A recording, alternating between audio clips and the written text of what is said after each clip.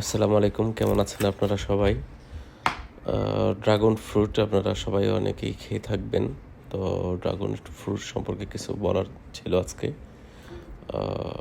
এটাতে প্রচুর পরিমাণে অ্যান্টিঅক্সিডেন্ট আছে, আর আছে আপনার ফেনোলিক অ্যাসিড আর বেথাসায়ানিন। এগুলো শরীরের ত্বকের জন্য খুবই উপকারী, আর ফ্যাট ফ্রি একটা ফ্রুট এটা, এবং রিচ অফ ফাইবার, মানে অনেক ফাইবার আছে যেটা আপনার শরীরের জন্য খুব উপকারী। আর এটা ব্লাড সুগারটা লো করে রাখে অলওয়েজ। সো বাংলাদেশে এত কস্টলি না, খাইতে পারেন যে কোনো কালারের, হোয়াইট অথবা রেড, যে কোনো কালারের ফ্রুটটা খেতে পারেন। আর একটা জিনিস বলতে যাচ্ছিলাম, মানুষের শরীরের আসলে সুগারটা হলে মানুষের বড় সমস্যা আজকাল।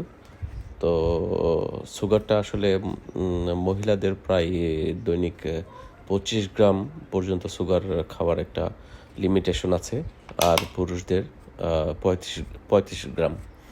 সো দেখা যাবে আপনি এক গ্লাস অরেঞ্জ জুস খেলেন, ওইখানে প্রায় 20 গ্রামের মতো সুগার চলে গেল। কারণ ফ্রুটে কিন্তু সুগার আছে যেটা গ্লুকোজ তৈরি করে। তো এখানে বুদ্ধি করে আসলে ওই ফলগুলা খেতে হবে বা সুগারটাকে নিতে হবে। যেমন আপনি খালি পেটে নেবেন না, যাদের গ্যাস্ট্রিক আছে তারা হয়তো ব্যাপারটা বুঝবে। আর করতে হবে কি, আপনি কিছু খাবেন, খাবার পরে আপনার ডেসার্ট হিসাবে ফ্রুটটাকে নেবেন। আর সকালে অবশ্যই খালি পেটে ফ্রুট খাওয়া অ্যাভয়েড করতে হবে। খাওয়ার পরে ফ্রুট খাওয়াটাই ভালো।